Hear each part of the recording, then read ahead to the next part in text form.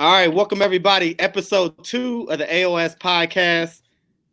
I'm running host again. Those that followed us, we know what happened last time, but luckily I'm not on the controls, so we're gonna have a good show. Today we're talking about school transition during COVID.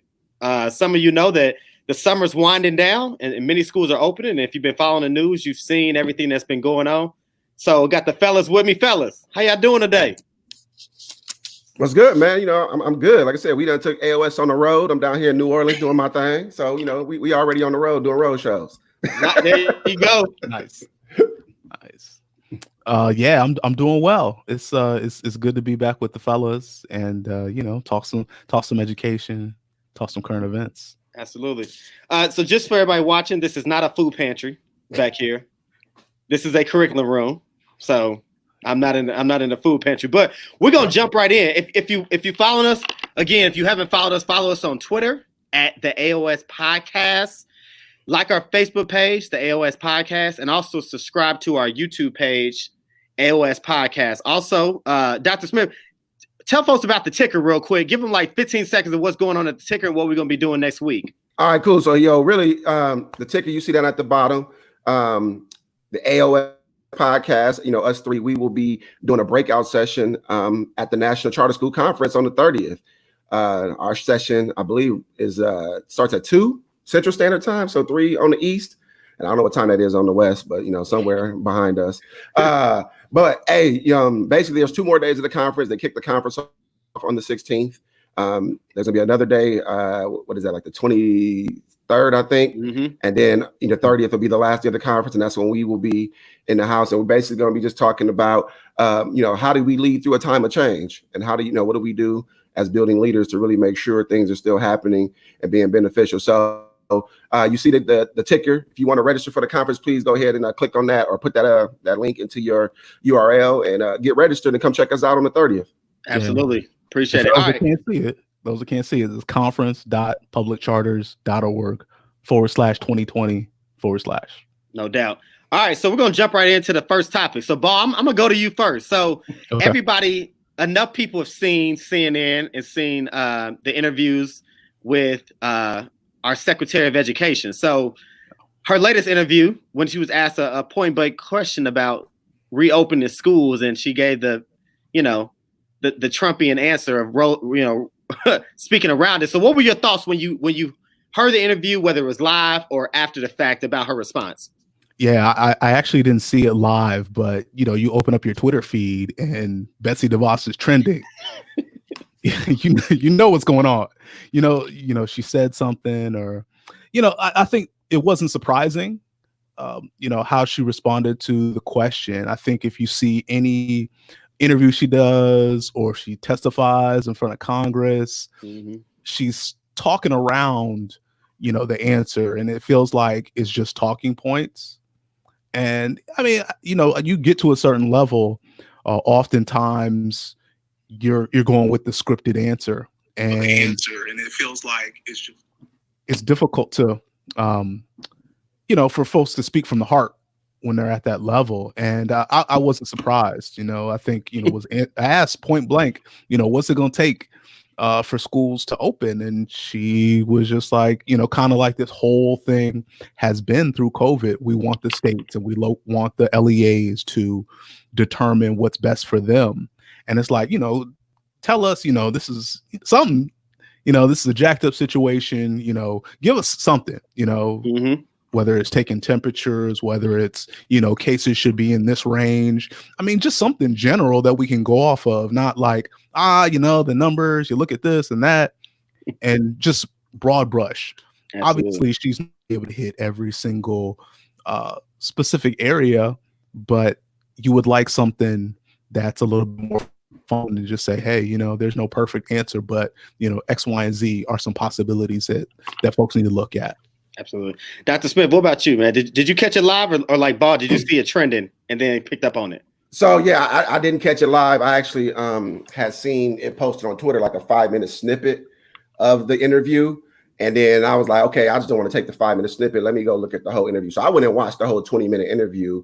Probably about an hour after it took place is when I actually watched it. And I really want to, give a shout out to Dana Bash, because I think Dana Bash really pushed her on a lot of her responses, even though Betsy didn't really come with some, really good answers. Like Dana was really trying to push her and kind of back her into a corner and make her answer a question instead of kind of just giving her a pass on the whole interview.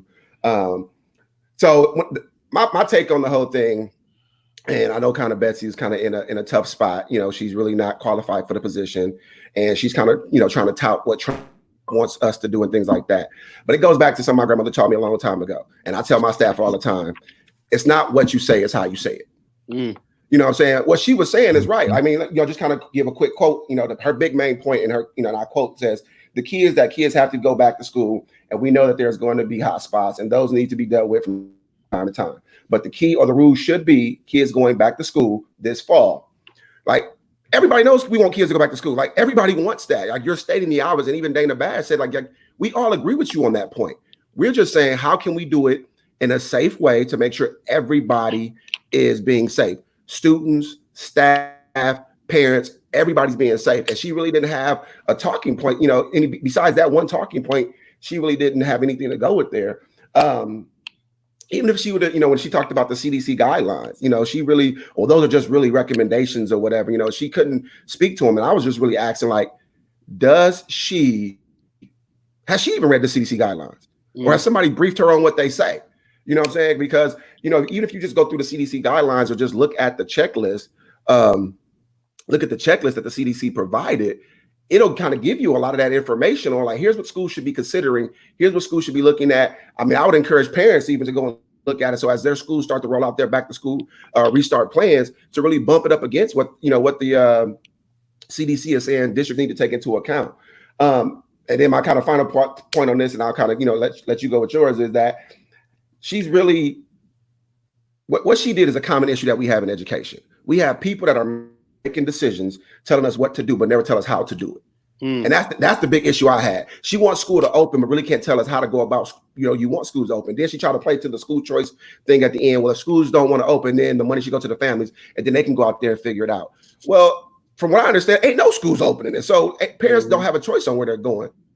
So I just really feel like, she's, playing politics with kids' lives, based on we need schools to open, but we don't know how it's going to happen. So that's kind of, I'll kind of leave it there and give you some give you some space to talk about your thoughts. Yeah. So I think I'll start by this. I think I want my kids back in school, right? And so we'll talk about our reopening plans, but I want my kids back in school because the population that I serve, like, they'll be better off by being in school, being taught by instructors in person. But like you all, I saw it on Twitter as well. And Dana Bash did a really good job because she asked her a point-based question. She said, how do we want schools to reopen safely? Simple question, right? And to your point, like, she didn't give us a straight answer. But her argument was there isn't a one-size-fit-all, but essentially you were trying to force everybody to a one-size-fit-all by saying everybody's got to open up.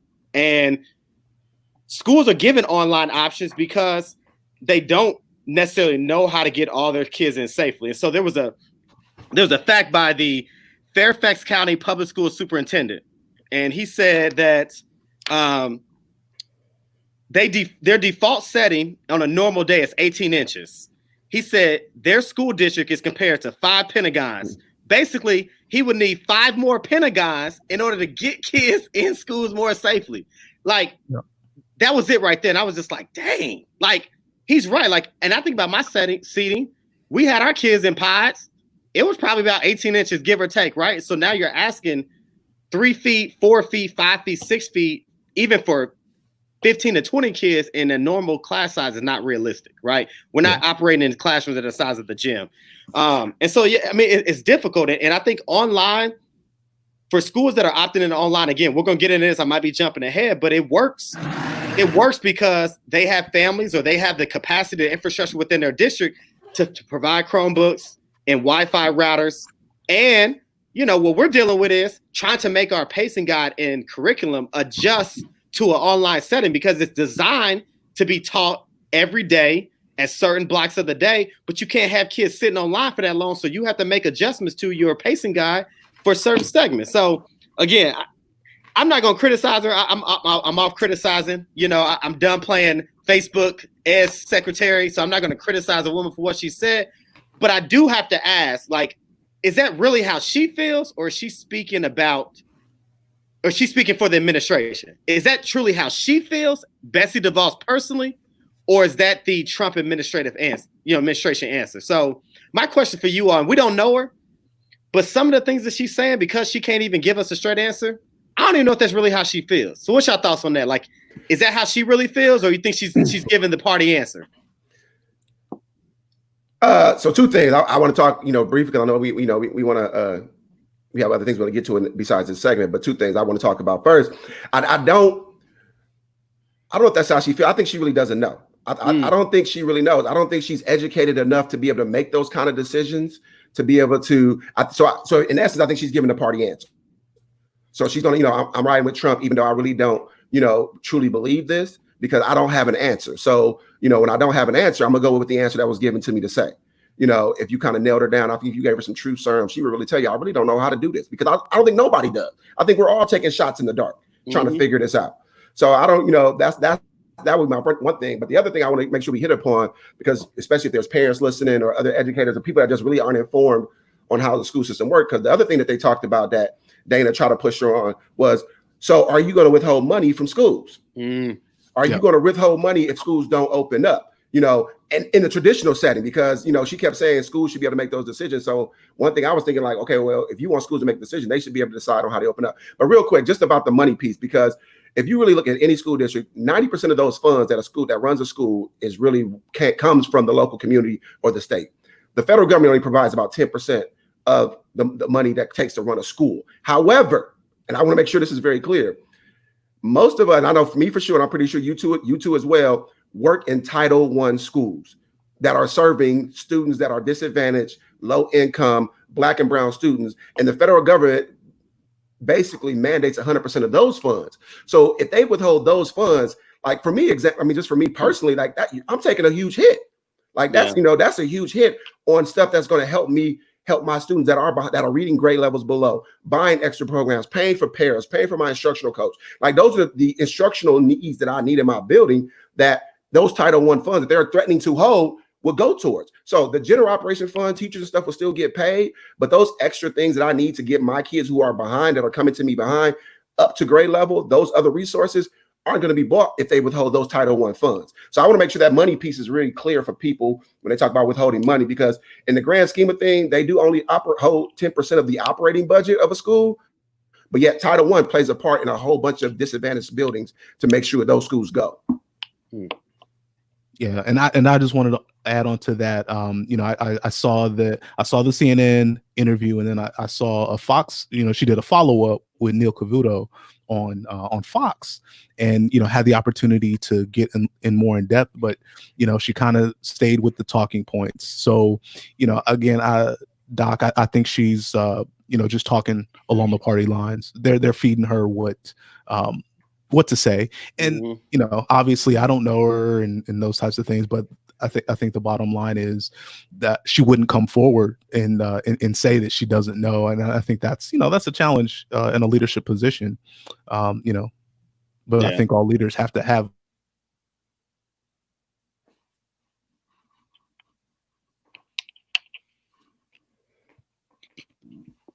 The ball sound cut out. There you go. Ball, you still there? My bad. Sorry about that. Okay. Yeah. Cavuto asked her about that money piece, and she said if schools aren't delivering, we make a promise that we're going to provide education. If we're not providing that education, then they shouldn't have that money. And I think no matter what format is, we're going to open up in some format, and we have to fund schools. I mean, that's the bottom line. Doc, you talked about it. Those Title I funds are crucial, and if they're withheld, those are the students that are going to be impacted the most. Well, let me say this before we wrap up. Between Betsy DeVos and Ben Carson, they done made it through the whole 4 years just about. So, I mean, like she come November, she made it. And I can't say much about anybody else in the administration. But her and Ben Carson, they've made it through it. So, on to the next topic. We're going to wrap up that. I think the topic, we are school leaders, right? And we have a heavy burden like other school leaders around the country. And so let's kind of talk about our restart plan, our reopen plan. What are we doing for our families? And so, Doc, I'll start with you. what's the plan, that you guys have for families? As much detail as you can go into or provide context for what you guys are providing for families when you guys open. So, so I am, one of the lucky few in my district to be on the restart committee for our district, along with some people on the operations side, some other, a couple other principals, as well as the superintendent and his cabinet. So basically, kind of just give you in a nutshell, there's basically 3 different lanes we're kind of looking at. And I'm gonna be honest with you, we haven't picked the lane as of right now because things are so fluid with this virus, with the numbers and things like that. So basically, you have the traditional, we open up, every kid come back. I would say that that's probably the least likely, probably not going to happen scenario, in my own opinion, based on what we're looking at. So the 2 other ones that we're looking at is a full virtual setting. And we are currently in the process of, looking at different PD formats. And we're looking at a Canvas to house a lot of instruction, online instruction for our students and our staff.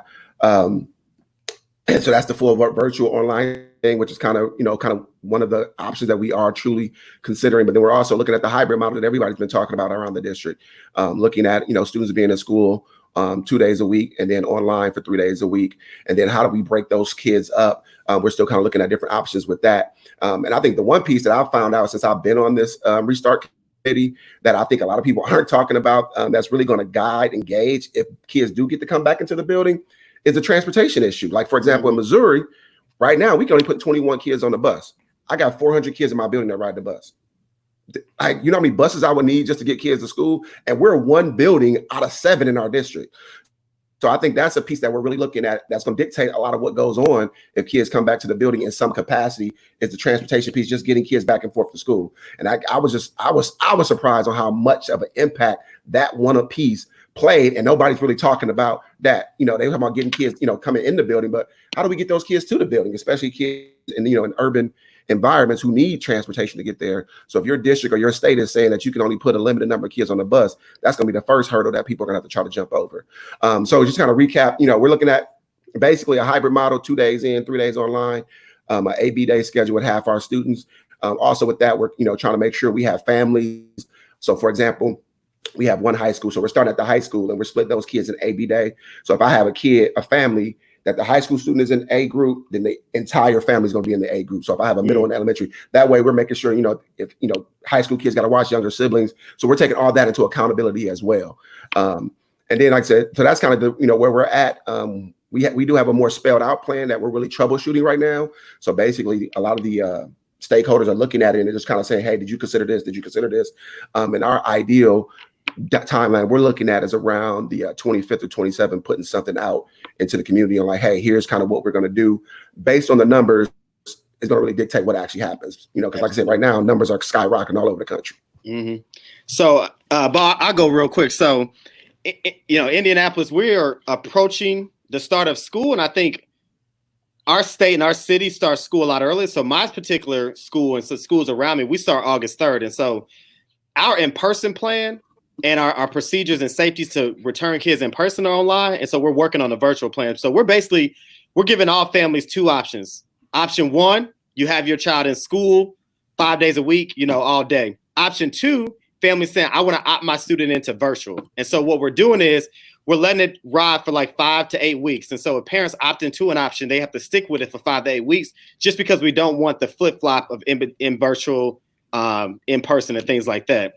Right now, our numbers, we only got like 10% of our families that have opted into the virtual platform. And so with the virtual learning, probably the thing that keeps me up is how do I make sure that the instruction that I provide virtually is of the same quality that's happening in person?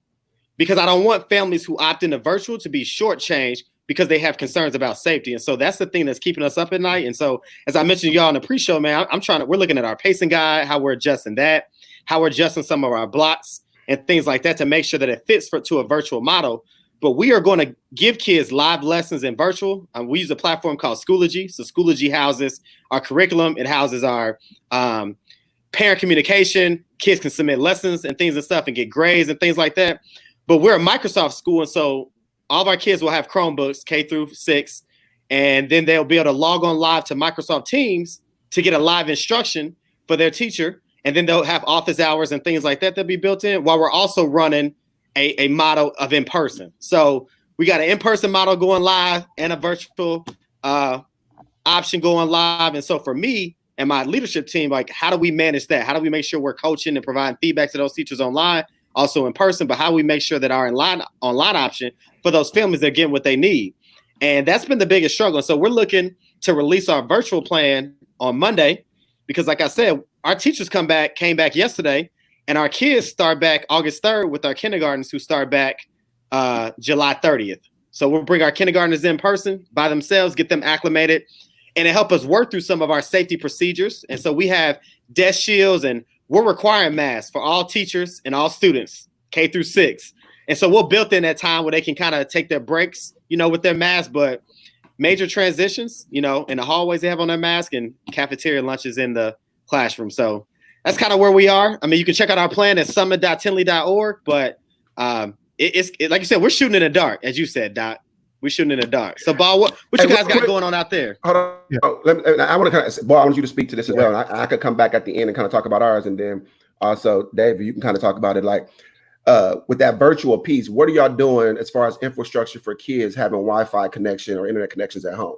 Is that part of y'all plans or not? So I know you get ready to talk about yours now, Ball. So if you could just kind of add that into your answer too. Yeah, it's good. Absolutely. We got real quick. We do have routers that we're giving for families that need them, but the question is the quantity of routers. Will we have enough? So that's probably our biggest issue. Okay. Yeah, so we just had our board meeting. The Board of Ed met last night, and their recommendation to us, to the staff, was for us to go virtual. So everybody is going to start online, and we're going to do a block schedule for 6 through 12, and then elementary is going to be a block as well. It's a little bit different type of format, but yeah, we actually had the original plan came out Tuesday, so they had a almost 6-hour board meeting on Tuesday to kind of hash through, because originally most of the board members wanted a hybrid to where there is in class instruction face to face on campus for 2 days, and then 3 days are online, and you got your cohort A and your cohort B. And so right after that meeting was over with on Tuesday, they decided, well, let's come back on Thursday with a more refined plan. After that, the state superintendent was like, you need to be able to do temperature checks. You need to be able to do contact tracing if you're going to have in person. Mm-hmm. So immediately it was like, let's pivot. We're gonna have to do this thing online. Mm-hmm. And I mean, there's a lot of logistics that go along with trying to do a hybrid model. I mean, you're gonna have to increase staffing. I mean, that goes back to our first question with the funding. If they take funding away, how are we going to do all these things and meet all these needs? And the social distancing, the physical distancing, the meal. So so that's the major part of our plan. So for our elementary schoolers, they're going to be using the Seesaw platform, where the plan is for students to have contact with their teachers, and in that block schedule, you're going to have that face-to-face direct instruction. Then you're going to have time to do small group independent work, but students are going to be responsible for checking in to each of their classes each day. So, you've got at the middle school, in high school, we got 7 classes. So it's going to be first period, and then 2, 3, 4, and then 5, 6, 7 the next 3 days. And it's going to overlap in that block schedule. But, it's the parents wanted more rigor, because obviously in the spring it was loose and we didn't really know what that was going to, there wasn't a high level of accountability that everyone, was expecting. Students, parents were giving feedback. Well, my students don't take this seriously. They know they're not getting graded because we went a pass no mark versus the traditional letter grades. So, so we're going back to the traditional letter grades, much more accountability, much more direct instruction, which we weren't getting. To go to your question, Doc, with the hotspots, our director of technology said that we're going to make sure that every student that needs one is going to get a device, Chromebook, and if they need hotspots, then they're going to get those as well. I mean, that's a huge component. I think, I saw the question pop up as far as teachers go. I think there was, with that initial plan for a hybrid, there was going to be a lot of pushback from our teachers and from our teacher union, because teachers are nervous. Although students aren't the ones that are being hugely impacted, they're carrying it. And so, we've got, I think one of the major concerns that our board heard was we have families that have extended families, that have grandparents that are living with them.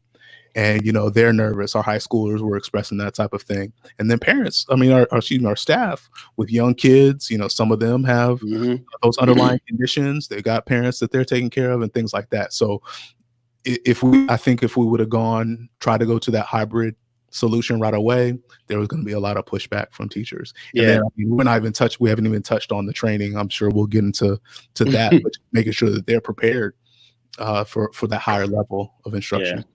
I think for teachers, for us, and I'm speaking solely for Tinley Summit. So this is not an answer for Indianapolis Public Schools or any other schools within Indiana, but for Tinley Summit. So the first thing that I did was, when I hired my staff and I realized we were going to offer in person, before I even crafted a plan, I had one-on-ones with each of them. And I asked, what are your concerns, right?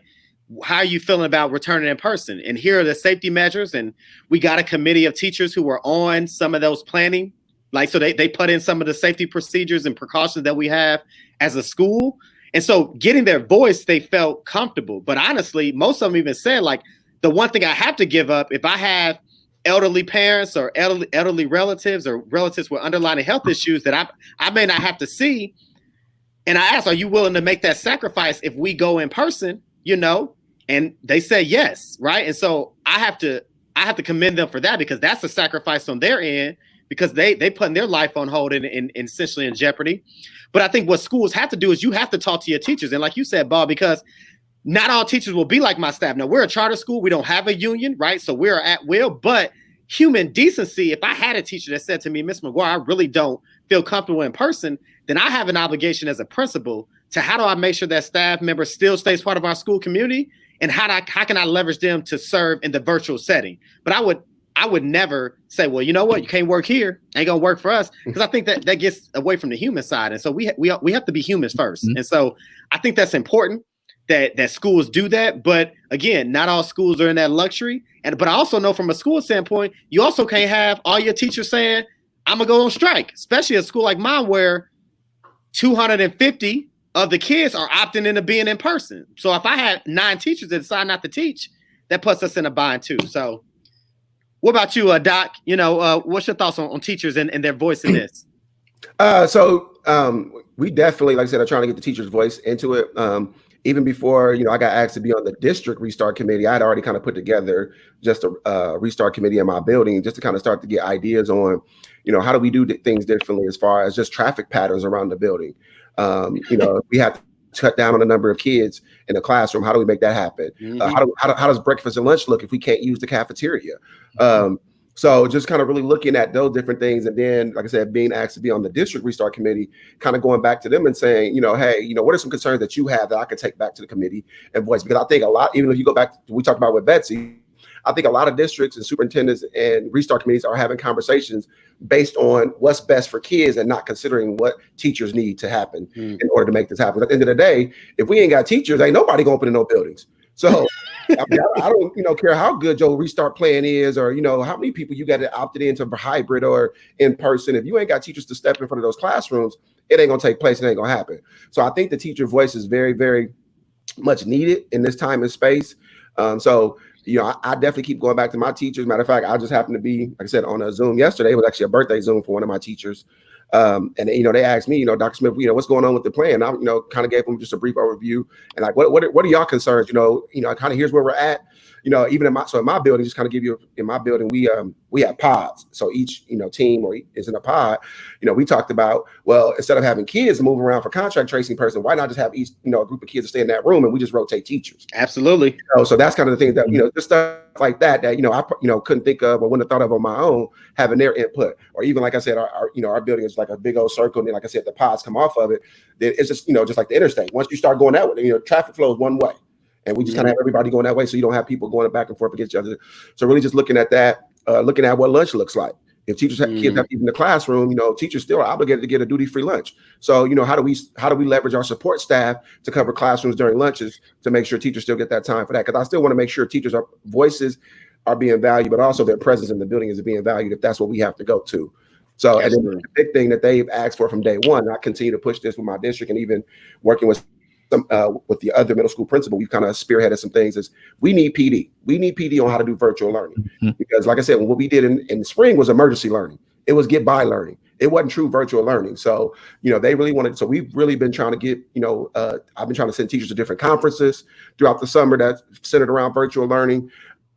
We got a couple of things set up with Learning Science Institute that's coming up in August to kind of get them, started with that. So really, what are we providing for teachers so that they're comfortable to come back in those buildings? I'm in the same, place as you, Dave, is that a lot of my teachers said, we got to come back into the building, like we'll make it happen. We'll make it happen and, and deal with it like we can. Now, those ones who can't because they got elderly parents or, got kids with compromised immune system, we're definitely going to try to, make sure we put things in place so that they don't feel like they're not a part of the family anymore. Absolutely. So real quick, we're going to move on to the next topic, but at some point, because we're going to talk about communication, I want us to remember when we talk about communication later on the show, let's hit on how we engage with parents, because that's a good question that was brought up by those listening. Like, how do we engage parents in that conversation? So I want to make sure we hit on that. We hit on communication, but we'll jump into our next topic on this. So, and we can hit it. We can hit on it here too. Building trust, right? This idea of trust with students and families. And so, I'll kick this one off. This has been, so I always thought we had a good trust with my families, right? In a normal setting. But in this new normal of potentially, with COVID and everything like that, trust is even more important. And the question that I ask myself and my team is, do our parents trust us enough to A, educate their child in person safely, B, educate their child in a virtual setting to the rigor and standards that they deserve, right? And so that's the trust that we need to build right now, because parents are making decisions, and some are going to make a decision about whether or not their kids can come in person because they're concerned about their internet or their ability to teach their kid, and they're going to dismiss the fact that I don't feel safe with my child being in school, right? Or some parents are going to not feel like the school is safe enough and bring their kids home because they really want them in person, right? But they just don't know what the school is offering, right? So they're going to have the kids at home, but that's not really what they want. And so it's important that we build this trust so parents can make a decision that they feel is best, absent of whatever else is going on, whether the quality of instruction, whether internet. They should make a decision solely about, will you be able to sleep at night with whatever decision you make about your kid being in school or being in person? But it's going to be an ongoing thing. So, Ba, I asked you, man, like, what's that like, man, building trust with your students, building trust with your families during this time? Yeah, I think that during the school year before everything hit, I think it was huge. This past school year was my first year as building principal, and communication was, the only thing I could do in order to begin building that trust, and consistently communicating on a weekly basis, and being out there and meeting the parents at pick up and drop off and all those types of things, so they could see me, so they could know who I was. And I did videos, I do videos, and all those types of things. I invite the parents in, and I make parent phone calls, and all those different things. And I think that is that's the baseline. I think if you're not about involving parents in their child's education, then you have no business being in education, being an educational leader. Because that's who you're serving. That's who we're working for our students. Mm-hmm. And our parents have to feel like this is a place where they can confidently send their students. and that we have their best interest in mind. I mean, there's all sorts of things about, public education, and, we can talk about the foundations and who it's really built for. But us as leaders, parents are looking at us. They're looking at us like, and it's not just about what we say, like it's about how we show up and how consistent we are. And I think that, that is so important. And so, just in my plans moving forward, my focus with my assistant principal when we get back to work officially on Monday is to figure out how we're going to contact each family, check in with them to make sure that, if they have any questions. I mean, right now there's a lot of questions. Like I said, last night they just rolled out what the plan is. And so there are a ton of questions about what it's going to look like. I did mention eventually, we're going to transition from all remote to probably a hybrid before we get into full in person. So there's so many things that kind of go into that. And so just communicating and talking and answering questions and just listening, because right now it's a lot. There's a lot of emotions, a lot of emotions. And, I'm just going to be honest and say, hey, I don't know what it's going to look like, but we're going to work hard and we're going to keep you informed. And if you have questions, I'm here to listen, and let's figure this thing out. Because, no matter what the solution is that we come up with, it's not going to make everybody happy. And, no matter what the size of your school. And, there's folks on both sides. I'm not sending my child to school, and you better take my kid tomorrow, all of those things. So just trying to manage all those expectations, I think, is a big part of that communication piece. Absolutely. Doc, what about you, man? How's this building trust been? What you've been doing, to make sure everybody feels good about what y'all got? So a couple of things before I get it out, I want to kind of just talk about with the whole trust thing. I feel like as a principal, we got a huge hill to climb with this whole COVID-19 and trust thing. But if you are a returning principal, I don't care if you return after your first year or your 15th year, and your parents don't trust you, you got a mountain to climb. Because if they already weren't trusting you, it's gonna be real difficult. And I want to say that was the one thing that I put forth at the forefront of my first year last year, was building relationships with all my stakeholders, with parents, students, and things like that. But there's two quotes I want to give about trust that I think is very powerful in this moment that we're talking about. And I'm not going to take credit like I came up with them. They're actually from the book Lead Like a Pirate by Shelley Burgess and Beth Huff. So the first quote says, "Trust is the oxygen of our system. You can't see it, hear it, touch it, or feel it, but without it, you will find yourself struggling to survive." And then the second quote says, "Trust is made up of two essential components: character and competence. Character is all about integrity, and competence is about having the knowledge and skill set to do the work." Like those two things is what really, is what we're gonna have to operate with right now. You know what I'm saying? That trust factor with parents is paramount at this moment.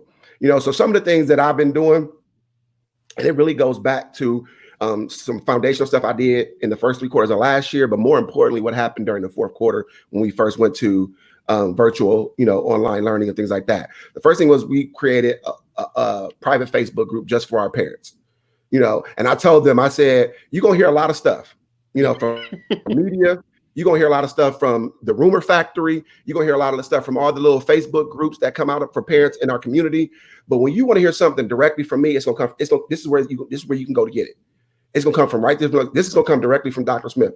And if you got a comment, a question, anything like that, you put it there, and I guarantee you within 12 hours, you're going to get an answer, which is, that was kind of just in case stuff was going on. But and one of the things I prided myself was on is when a parent put a comment or a question on that Facebook page, I was trying to get them an answer within an hour.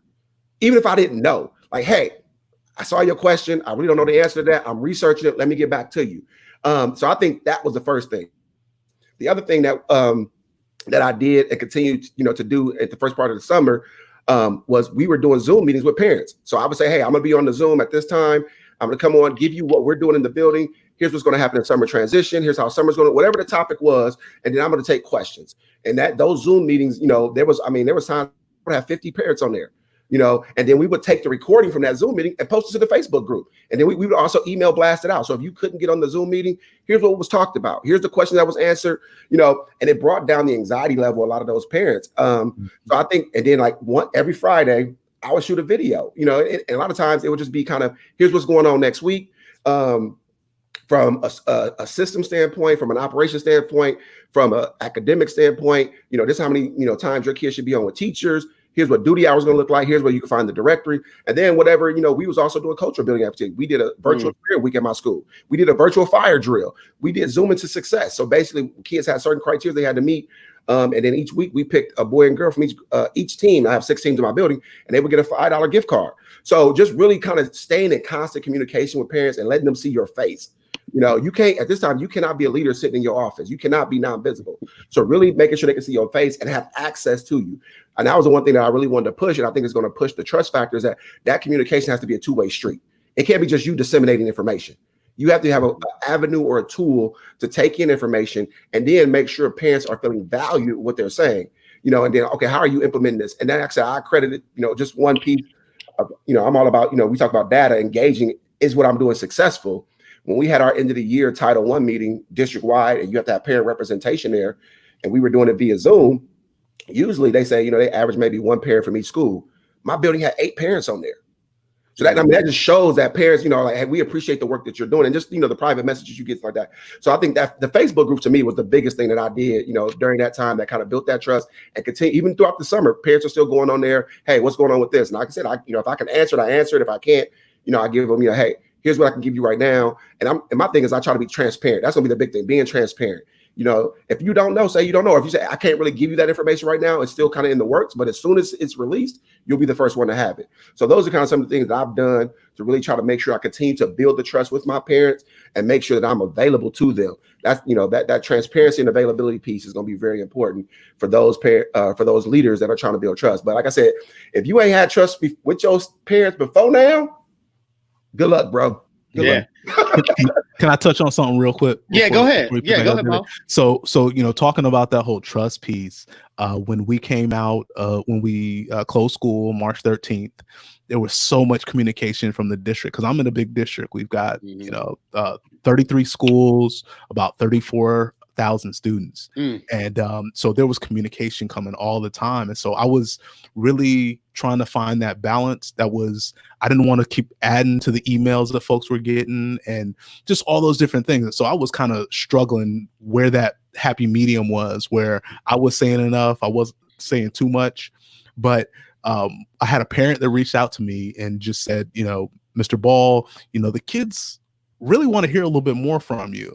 And like, I didn't feel like she was calling me out, but she was calling me out. And, but I needed that feedback. And so that's when I kind of got into, okay, you know what? I'm going to do my morning announcements Monday, Wednesday, Friday. I'm posting it on Instagram. I'm going to do some fun stuff and engage the kids and the families. And I think that made all the difference in the world. And because, I've been proactive previous to us being locked down, she felt comfortable. And I provided access to her, anytime she had questions, I was on it and trying to do my best to support her and, all of our families. And so I think when you have that level of trust, your parents are going to come to you and say, hey, give you encouragement, give you that feedback that you need so their kids can benefit from, all of our kids can benefit. Yeah. This time is definitely exposing the lack of trust that schools didn't have. But we got a lot of folks in the comments. So first, I want to appreciate everybody for tuning in. This is episode 2 of the AOS Podcast, School Transition During COVID. David McGuire representing Indianapolis. We got Dr. Smith up in this mud. And then we got Principal Ball.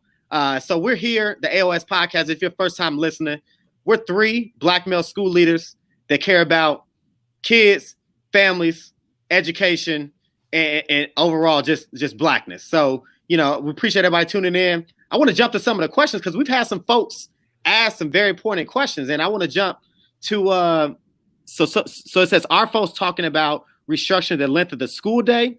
I haven't quite heard that yet. I've heard about 2 days on, 2 days off, block scheduling, AB schedules, and year-round or seasonal calendars that allow for more frequent breaks. I'm wondering if start times and length times students are in the building have been talked about. Listen, that is a good question.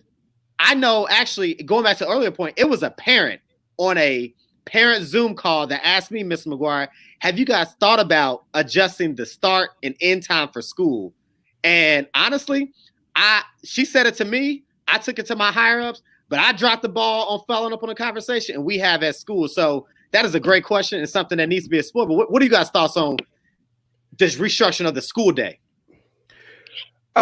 We haven't, talked about it because I feel like we haven't maximized the school day that we have now. I feel like we can really do some more work in maximizing the time that we have now. I did see one thing, and I'm going to, give you the shout out, Dave, that you have posted about, if parents don't, that are going virtual, do you feel comfortable seeing your kids in the evening? So like shifting it. Yeah. So, having like, some kids that come say from like, I don't know, 8 to 2. And then you have another group that maybe come from like 2 to 8 or whatever, just kind of, thinking outside the box or whatever like that. But we haven't, really had any conversation around shifting the day. That what they come up in our restart committee, about looking at extending the day. And mostly it came up because of just the time it takes to unload and load kids on buses to make sure that they're still getting the instructional minutes they need. But we came over to plan for the 2 middle schools that, is going to utilize the time we already have.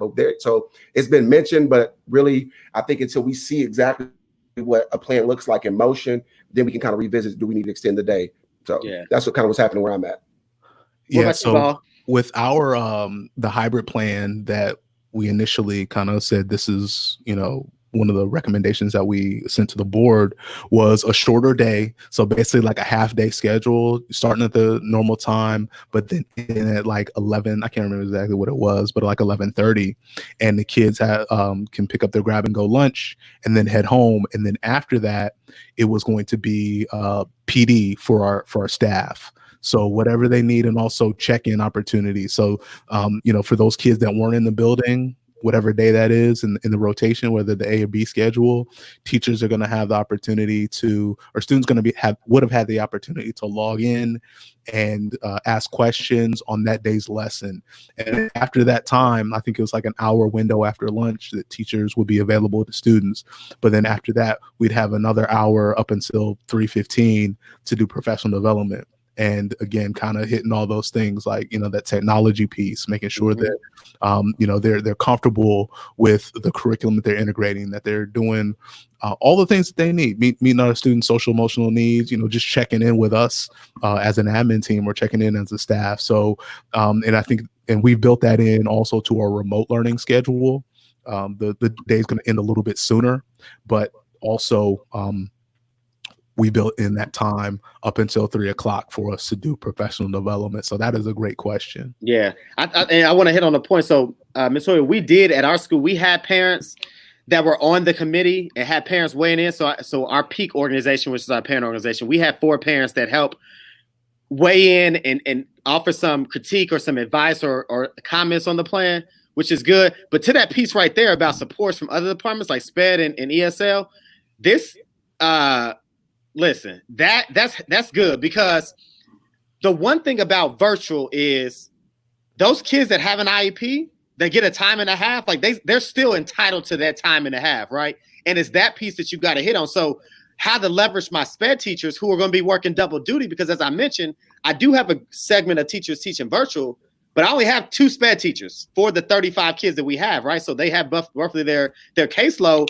But they have kids that are in person that they have to provide minutes for, and then have to provide minutes for kids virtually. So they will be doing some office hours after 4:30, 5 p.m., contract hour times to meet those minutes, because legally we have to. And the same thing with our ELL teacher. Unfortunately, we only have 1 ELL teacher, and our school is growing. We went from 2 years ago, we had 21.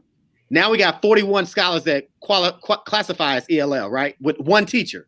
So that is an area that we have to provide more supports for. And we're going to use some of the care packages to utilize instructional assistance. But for you all, I don't know what your SPED populations are like and ELL populations if you have them, but ours are like 15 with SPED and 14 with ELL. So how are you leveraging those supports for those SPED and ELL students?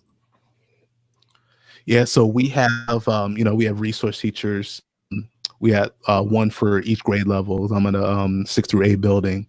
And usually for those students that have a resource class period, they're with that teacher, their resource teacher during that class period. And that's how it's going to work in the block. But at the same time, we have students that have push-in services. And so usually that takes place during their core classes, their English and social studies.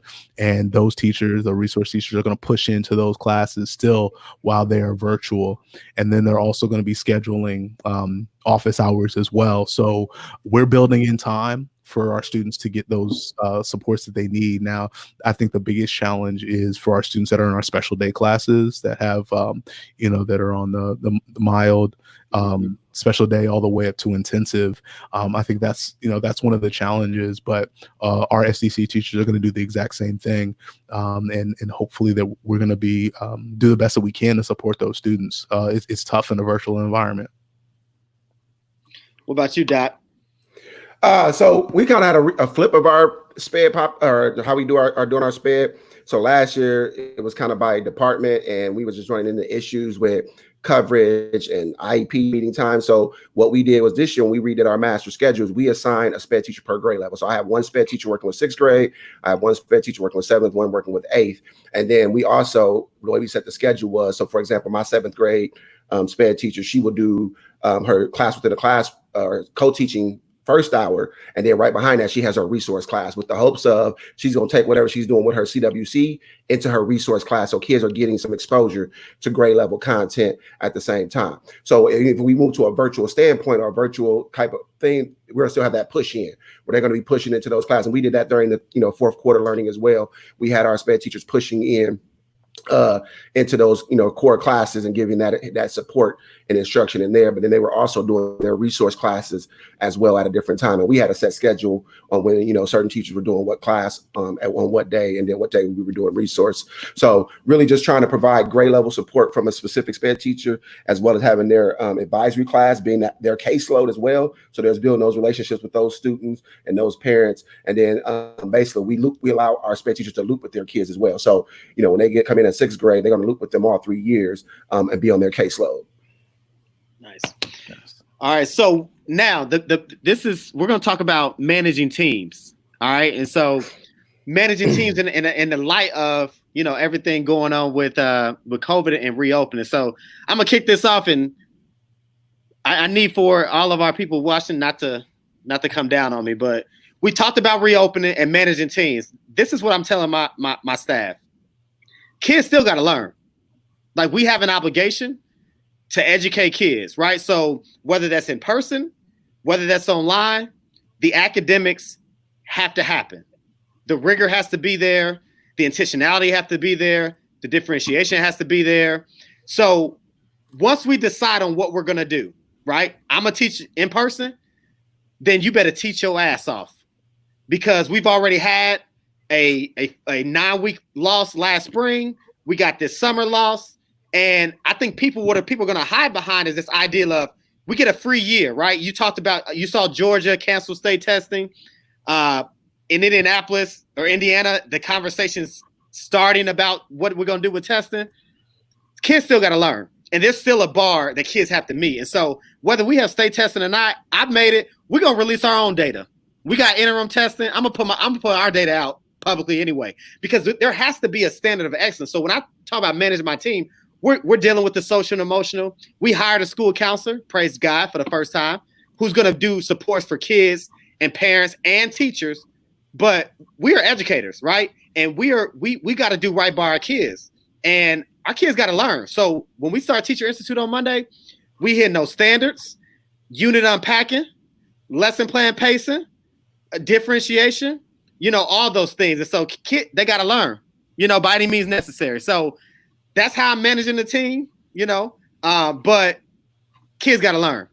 So, Ball, let me ask you, how are you managing your team in preparation for restart and reopening in the 2020 school year? Yeah, I think it goes back to the previous question with communication. I think that in building trust, you have to come out with a clear vision. Just like you said, our students have to learn, and we have to have our stuff together on August 11th when school begins. And I know that I give my teachers a lot of credit, because some of them have been checking in with me throughout the summer and, saying, I'm worried about this, but I'm prepping for this. Mm-hmm. And so, my concern comes in a little bit because I know that, my staff was amazing. For the most part, most of them were working twice as hard as they were working when school was in. Yep. When school was out, they were on it, they were up late, planning and working and things like that.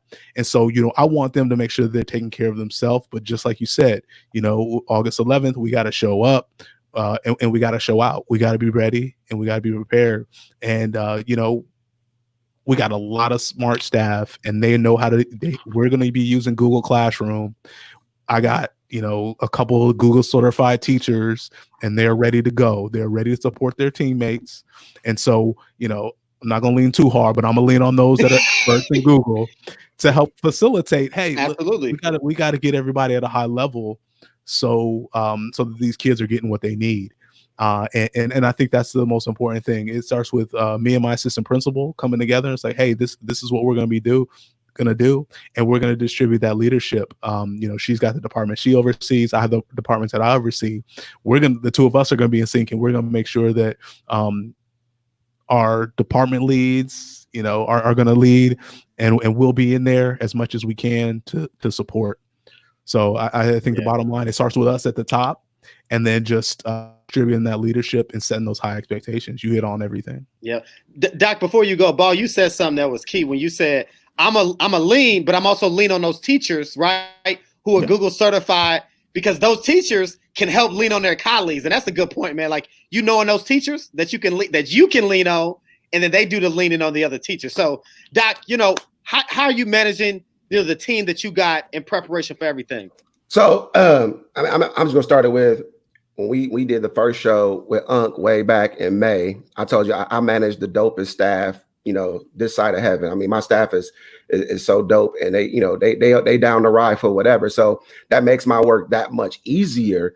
But I'm going into it with the mindset of, failure is not an option, but it is going to be a part of this process. There's going to be some things that we are not going to get right. There's going to be some things that we mess up. There's going to be some things we just dropped the ball on, but we're not going to let that dictate how we move forward. We're going to be able to say, okay, we made a wrong move there. How do we get back on track? How do we move forward and make this happen despite, that wrong turn we took? And we're not going to hold it over people's head if they try something and it didn't work. We're going to say we learned from that mistake and we move on. The other thing is, really no excuses, because excuses ain't nothing but roadblocks we choose to park at. And we ain't got time to be stagnant right now. We ain't got time for it. So, it's really just pushing everybody. And my building leadership team, my BOT, is the people that I lean on. Those are the ones that I go to, my confidants, like, hey, here's what I'm thinking. How is it going to be received? And, they'll be like, nah, Doc, that ain't going to work, bro. Like, you might want to rethink that. Or they might be like, yeah, we need to do that. And they are the ones that amplify my message. I tell people all the time, it's just like in the classroom. When you do peer tutoring, it works so much greater because that kid can say something to another kid that's going to get them on board. Just like in my position, a teacher saying something to another teacher is going to have way more weight and way more amplifying power than me saying it. So, my BLT is the ones that I go to before I put anything out to the rest of the staff. And they're the ones, when I talk about, hey, here's how we're going to do, when I talk about the whole rotation, like I want to do, rotating kid, they're like, oh yeah, that might be a good idea. So I'm leaning on my BLT to really kind of amplify the message. I'm like Bill Belichick. I provide the vision, I come up with the game plan, but it's up to them to do it to execute. So that's kind of what, where I'm at is my team is really just leaning on my BLT. I got a new assistant principal coming in. That I got to get him up to speed. So, we're going to hit the ground on Wednesday to kind of get him up to speed and kind of get to going. So in my two APs, like, they just got to be with it. Like, you got to be ready to rock come day one. But like I said, it's failure is not an option. And, we're not dealing with excuses. Mm-hmm. So, I want to hit on, so another part of the team, and I know this says teacher teams, but I'm going to go to Ms. Toya said, as I meet with parents, they're desperate for training in Google Classrooms, right? So we put teacher teams, right? But I'm going to add a forward slash or backslash and say parent teams, right? So how are we training our teachers? So I mentioned we have a virtual option of Schoology, right? I also have to train the parents on how they can navigate through Schoology, because I need for them to go into Schoology and make sure that their child is doing that discussion board, right? And I need them to confirm, right, that Johnny did his discussion board and Reggie, completed his discussion board. And in Schoology is housed everything, so they can chat with the parent or with the teacher. They can communicate with other parents, right, and have meetings within there, right. They can get the lesson plan. They can see the weekend in glances. So we have to also manage our teacher teams by leveraging. I'm gonna take one from you, Ball, leaning on the parents who I know have a grasp of the technology and piece like that, leaning on them to make sure they lean on the other parents. Because like I said with the teachers, parents, I love you. and I go hard for you too, but I need you as well. Kids got to learn, which means when you got to create those systems at home, and I can provide you with examples, and there are plenty of examples, and lean on other parents, but you got to create the conditions at home for learning too, because school is not confined to a building. School is about the experience that we make, whether that's in a building or on a computer or at a media center. That to me is school, right? It's not the actual building, but we got to create those conditions for kids. So it's about leaning on everybody. So how are y'all also managing the parent teams that you have in your buildings? I think you hit on a good point is, we can't just assume that parents know how to do it. We as the experts have to provide the training and the development for parents on how to do it, whether it's just how to navigate, Schoology or Canvas or Google Classroom. We have to be able to set up sessions, and help them do that. And then, if they can't make it, provide them a recording of the session so that they can get the knowledge to do that as well. Like I said, that communication piece, what is it that they need? We can assume all day long what they, what we think they need, but are we really asking them, what do you need? And how can we, as the leaders, the school, best support you in helping your kids be part of education? Because I think in this new normal that we're going into, parents can no longer take a passive role in this education process. If you truly want to kids love, you're going to have to be able to be a partner in this. This ain't gonna be you just drop your kids off at the school door no more. It's gonna be a team effort. Like, we're gonna have to really get back to that. It takes a village to raise a kid mentality for this thing to really work. And if we not operate in that mindset, then it's not gonna happen. Yeah, Doc.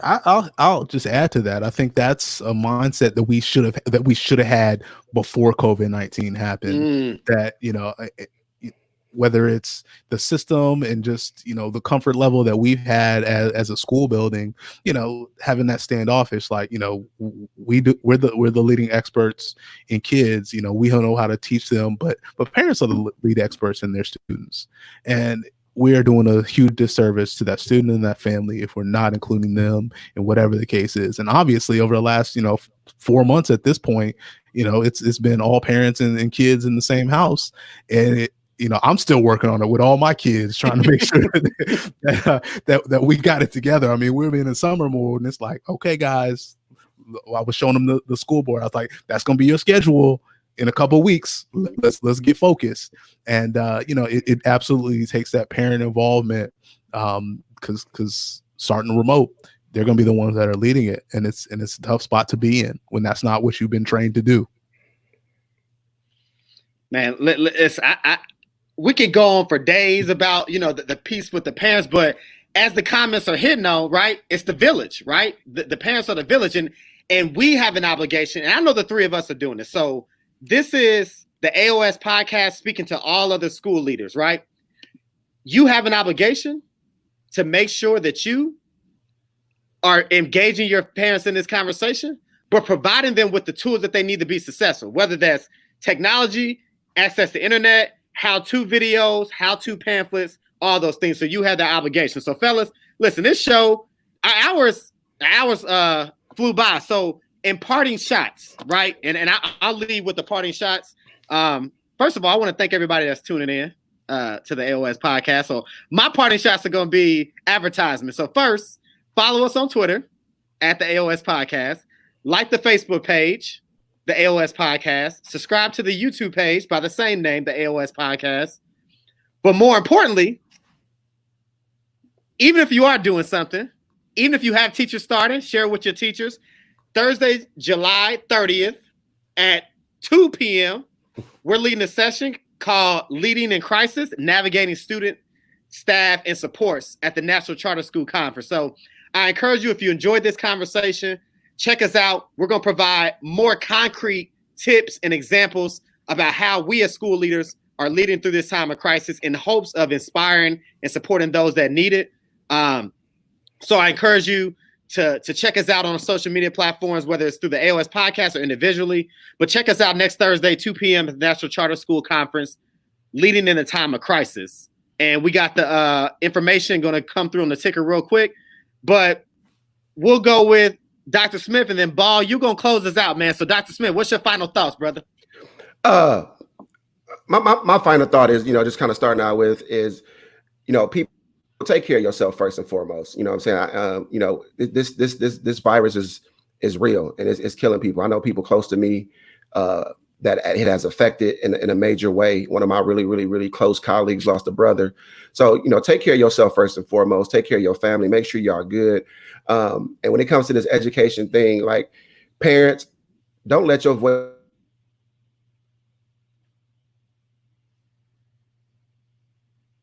You need to be a part of this conversation and stay a part of this conversation. School leaders, if you're not doing nothing now, to keep your parents connected, then, you need to start doing it. You need to start building those bridges and making sure those relationships are right. And then teachers, we can't make this happen without you. And if your voice is not being heard, I need you to start speaking louder. I need y'all to come together as one and make sure your voice.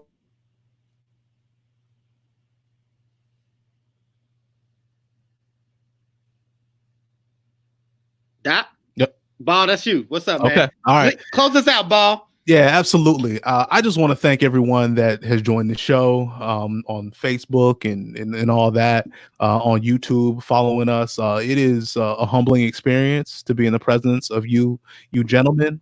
I'm excited to just be here. But, to close out, I think my biggest takeaway is communication. I think that is so vital for us as educational leaders, that we're communicating to our families, we're communicating to our students, that we're communicating to the folks above us. These are uncertain times, but it really matters how you say whatever it is that you say. We don't have all the answers. We're trying to work through this together, and I think that's the biggest thing. Communicate and build community. Lean into each other. As Doc said, make sure you're taking care of each other and taking care of yourself. But we're in this thing together. I mean, as everyone's talking about, we're all in this storm together, but we've all got different boats, and it's our responsibility to support each other in whatever boat that we're in. It's an honor, and it's a great opportunity to be leading students and to be leading families. And I'm just excited for the opportunities that we got coming up here in August as schools open up in whatever form that is. That's right. Again, thank you for tuning in. This has been the AOS Podcast. And catch us again next Thursday at the National Charter School Conference. But catch us next month for episode 3. And I just want to say my internet lasted. So let's close out. Thanks, everybody. Peace. Go, Mob.